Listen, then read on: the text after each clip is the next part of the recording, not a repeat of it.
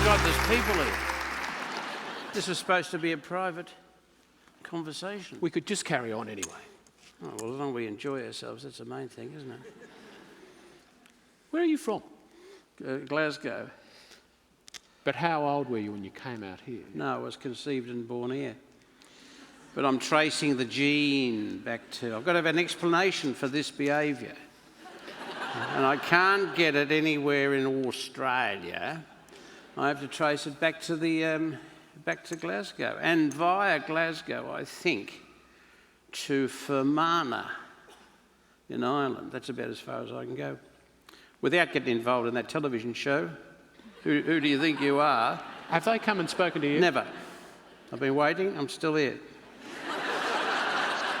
Back to Glasgow. The copper who stopped us out the front, because we parked in that the front of of Jeff's shed, and they had a booze bus there, for God's sake. And the Irishman, the sergeant who was on it, he said, "Listen, I think we'll test you." I said, "Look, I might be legless, but I'm sober." You see? Did you get that, the legless thing? It's 1930. No, but it's old Aussie, those terms, and I think there might be... Are they... Should I apologise, or...? I think they're rude. I think they're rude. Let me ask you another question. I'm sorry. For which maybe you could think about giving me a proper answer to. When did you know that you wanted to be a priest? Didn't. Still don't. Still don't. I don't understand it. I don't understand all that. I don't understand You're doing the this on a trial basis? No. I believe in the whatever spooky music. Is there spooky music about the spheres and about the cosmos, and I believe in all that stuff. And about I'm prepared to go for divine presence. I'm not prepared to go for all the other images that seem to have crept into Judeo-Christian practice of religion. See, so now the short answer is, I would say that I was born with some kind of a DNA from the old country that says justice and mercy are unbeatable. Because I think that's the family's adopted motto. Mm. And I think as a kid, I'd probably still had that imprint, justice and mercy. And then when my parents and sister died unexpectedly, I thought, geez, this is a bit unjust and unmerciful. And then I tried to realise that, in fact, well, if you've got a lemon, you should make a lemonade and get the best out of the difficult. So then I think, because Catholicism in those days wasn't too bad, see, because you had World War II, you got through World War II. World War I, everybody was convinced by the end of it that God was dead. They were convinced. The death of God was World War I, because it was so awful, you know what I mean? By the time World War II had been and gone, there was a general feeling of euphoria. God was back? Well, I think they realised that it didn't have to be God as long as it was good. So I think good started to be the kind of what would you call it, the air we breathed. It's a sense of prosperity, and I think that helped a bit after World War II. There was that feeling, and Catholicism was a bit like that book. See, I grabbed that in case we run out of things. We haven't run out of things yet. The rituals, the pleasures, and the politics of cooperation. See, I've always been interested in the rituals, the pleasure of working together, and the politics. You need to work together. And we can see where this is the antithesis in Australian politics today, you see, because we're not working together. And I've been fascinated by that even as a child. And I think in where we lived, there was a kind of a... Where was that? East Paran. East Paran was a bit poor. Up the street was Armidale, which was posh. Yes. Our little primary school was mixed, the rich and the poor. And I think somewhere in there, the light went on and said, look, if you little kids don't look after one another, well, then, in fact, you're going to end up in a place where, I think in the old days, it was the fate worse than death, which was the boys' home.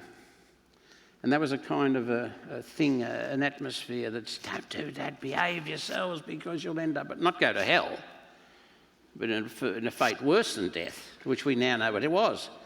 Which was in detention as a kid. So I mean, I don't know.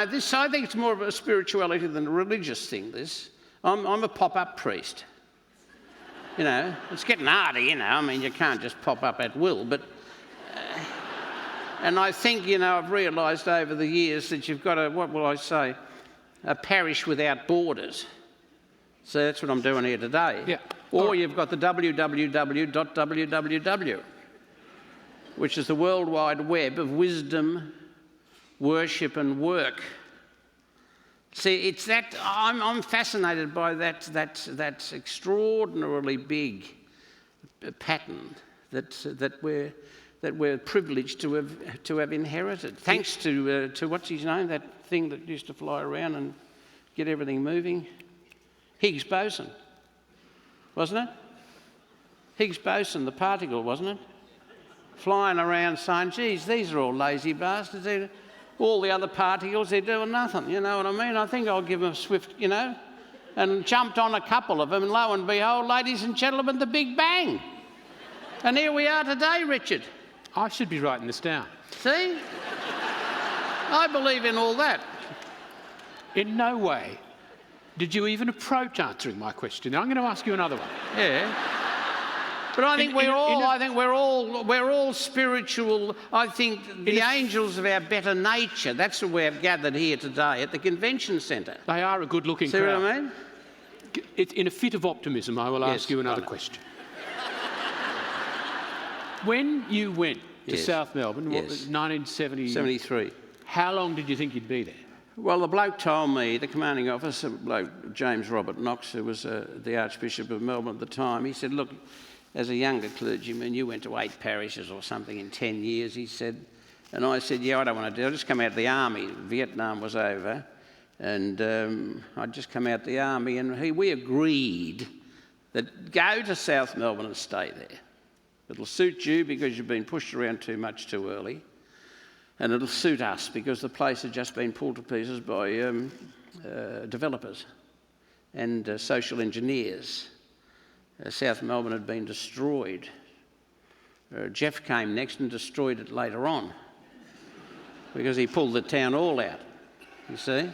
So he destroyed the area. Now, that suited me because when I went there, having come from the army and worked with 20-year-old conscripts and found that there was more glorious ordinariness amongst those 20-year-old conscripts who weren't church-going people, that was a great epiphany for me, that there probably, as Vatican II had told us Catholics, there's more goodness outside the church than there is in.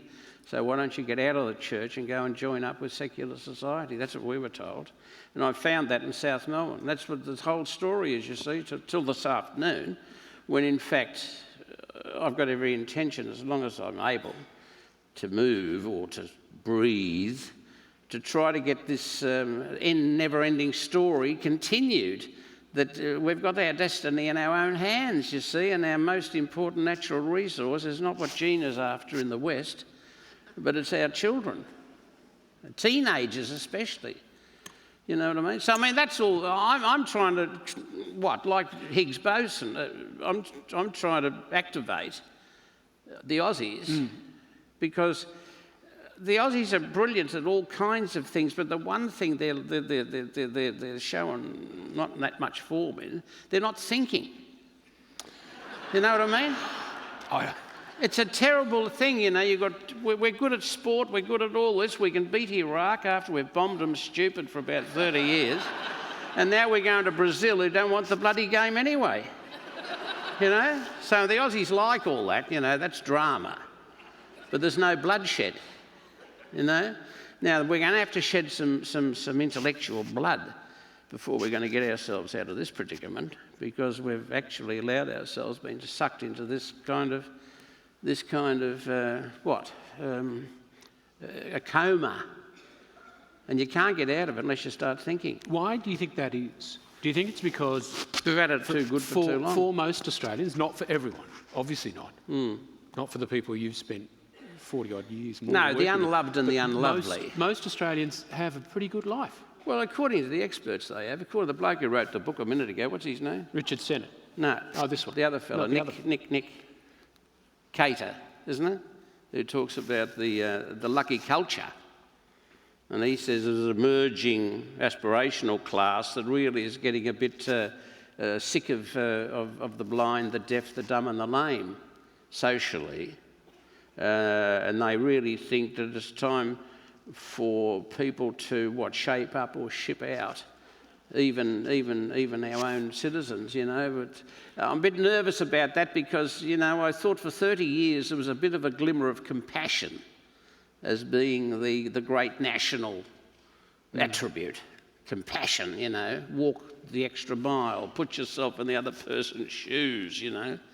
And it was nice, and it was bubbling away there, you know. And then I think she's starting to take a dive. I don't know, but I think we can turn it around. There's a woman, did you ever read the Karen Armstrong's books? Great writer, and she talks about the Great Awakening in about the second millennium or third millennium BC. His Holiness can tell you about all that because he was there. You know what I mean? Because the Buddha was part of the Great Awakening. You know, that humanity. Now, I reckon the Aussies, I put it on Twitter this morning, so it must be true, you know. I put on Twitter something like, I got a feeling that the Aussies might be on the eve of their Great Awakening. See, I think we've got a great... Well, this for example, there is an example of it. You know what I mean? Well, you have to be an optimist to be doing the work that you've done. No, for realist. So long. Optimist. Realist. I think this is what we're supposed to be all about in the first place. Is this. You see? But you see, after 200 years after the Enlightenment, or whatever it is, you end up with a chosen form of governance which tends not to pay attention to the 99%. It pays attention to the 1%, which we see in Canberra. You know, I mean, that's the 1%. That's the chosen form of governance we have. We've decided not to have dictatorships. We've decided not to have tribalism. We've decided to have democratic, isn't it? A secular democracy. Now, it's so tedious, and at its worst it becomes toxic because it says, oh, it's too bloody difficult, all this, you know, grassroots participation in politics, just leave them and do it up in Canberra. You know, anybody looking for asylum in this country only has to go to Canberra, which is the greatest asylum in the world. Isn't it? You know what I mean? It's true. I'm going to ask you something else now. With respect, I'm saying that. With respect. If I've offended anybody, I apologise here and now. I have to tell you, Right. it's my home. It's my hometown. It is my It's your hometown. It's my hometown. home. Yeah.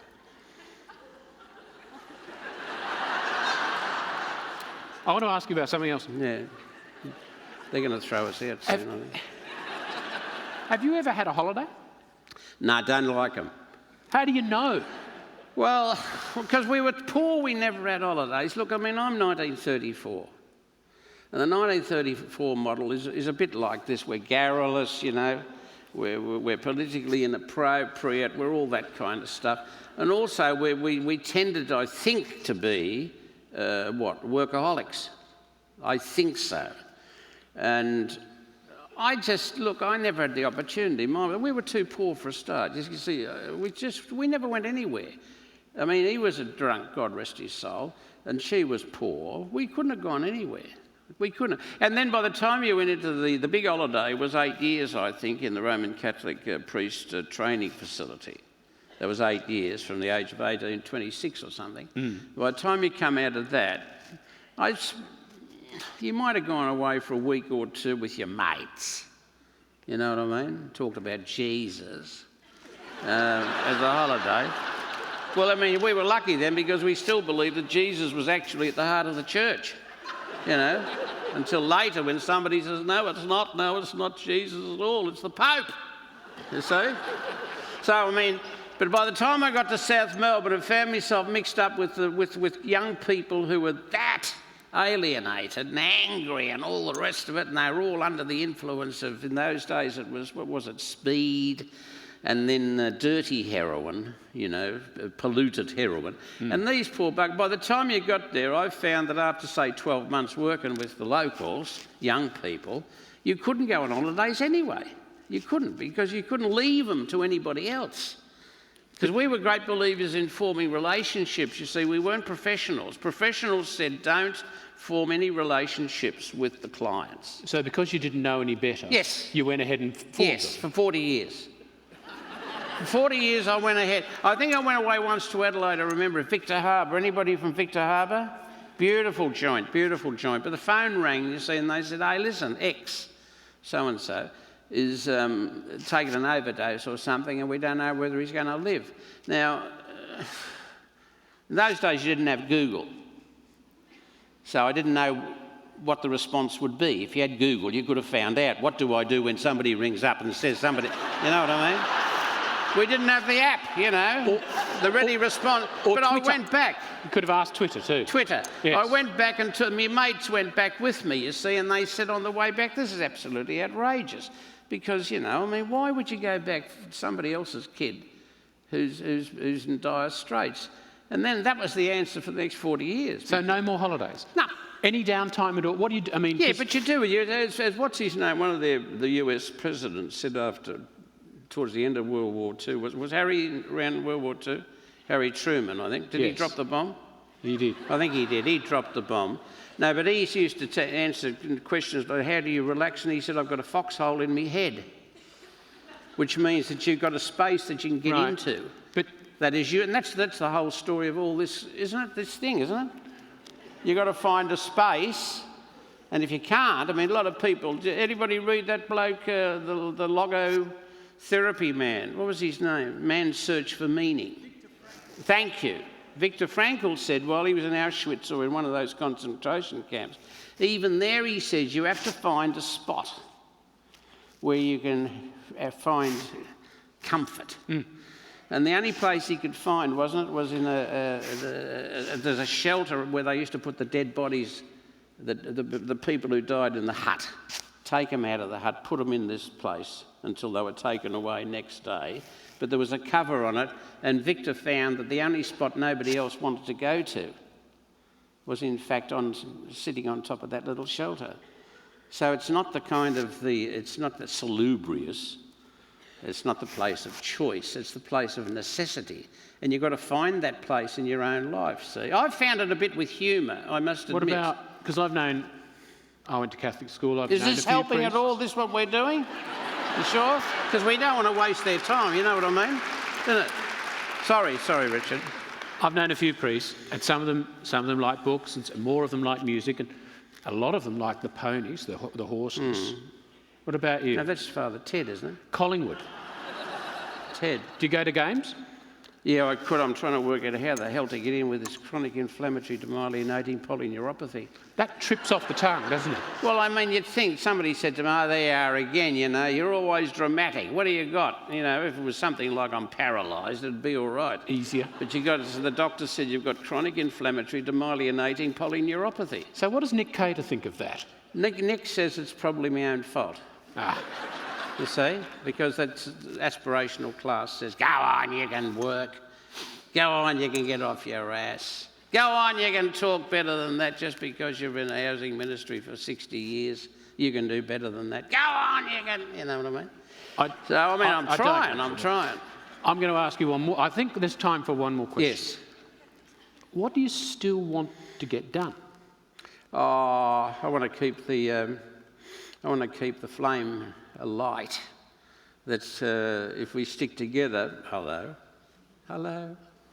if we cooperate with one another and we all stick together, we will have reached the final stage in the evolution of the human race, which is we will be looking after one another, and especially those who can't look after themselves. So therefore, we're going to try to intervene. For the first 40 years, I've been involved in palliative care for teenagers, because 40 died in the 80s. And I said that to the Archbishop when he said, get out. I said, well, hang on. I can't just get out, because 40 died here in the 80s, and they shouldn't have died. The drug traffickers got them, and we didn't stop the drug traffickers getting them. So anyway, he said, well, I don't give a rat's, get out. Now, the point is that, in fact, I think I'd like to try to work now, not so much palliative, but on intervention. So before, to prevent? Yeah, to prevent, but you've got to get in quick, because otherwise the teenagers will fall foul of the predators. And the predators that are after them, not only the priests. But it's all right, I said it first. See?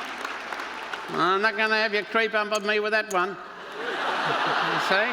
I said it first. No, but all the predators out there that are after their minds and hearts and their souls, you see. And I want to... The thing is education, I really believe. I really, really, really, really believe education. And therefore, I'm going to have to throw... We're trying... I said to a bloke the other night, the other Maguire, what's his name, Eddie?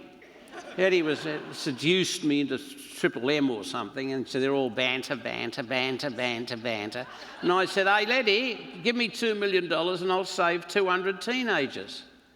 See? And you could have heard a pin drop. He's not doing it? Well, it wasn't funny, you see. No, he can't do it. Apparently there's no Aussie who can do it. Because, I mean, to me, it's a simple formula. Give us $2 million and we'll save 200 teenagers. That's what? 10,000 quid each, isn't it? It is. We'll get them to stay at school. If something's going on at home that that's going to give them an excuse for leaving, you know what I mean? Well, then we'll try to fix that up too. See, I'm surrounded now down there, Port Melbourne, Middle Park, a lot of kids still at school, but they're in harm's way because the sports fees, is it? You know, your parents. The sports fees are exorbitant for a single mum in a housing ministry, so the kid stops going, isn't it, to sport. Or the camp comes along and the kid can't afford the, whatever it is, $500-600 to go on camp. Now, I thought to myself, this is as bad as when I was a kid, that we knew the privileged kids and the ones who were the unloved and the unlovely. And before long, if you treat kids as if they were unlovely because you won't allow them the same access to fun and to, you know, all that stuff, that thing there, well-being and happier life and all that, well, then, in fact, they start to feel as though they're unloved. Now, once they feel unloved, that's when you're going to get the fights in the trams. What are you looking at? All of that stuff. You see, because your inglorious bastardry has taken away the spark, which we started with, which is glorious ordinariness. You know what I mean? I do. And I think that's sad, because we as a community, because we're democratic and all the rest of it, nobody will accept responsibility individually because we've got Canberra. And that, I think, is the point to wrap it up. But I'm grateful. Thank you for the invitation to come today. I'm very grateful and very grateful to you. Thank you. Thank you.